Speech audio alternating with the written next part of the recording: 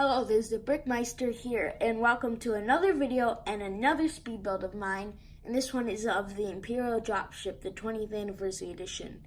And in case you missed my last speed build, here is my Star Wars figure, I guess I'd call him. He is clone me with the hair, but he's a clone, so yeah, that's basically how it is. And so now let's get on to the speed build.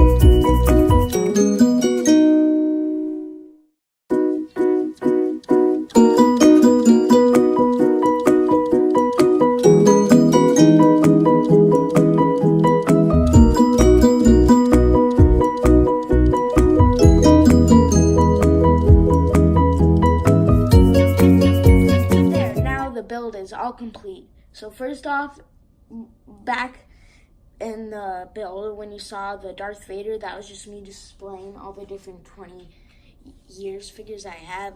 This one, I actually have another one that I haven't built yet, but so this one isn't in the set, just in case you were wondering. I just put in there to display all the different 20th anniversary figures that I have built so far. And yeah, I really like this set, and I hope you enjoyed the speed build, and I'll see you in the next video. Goodbye.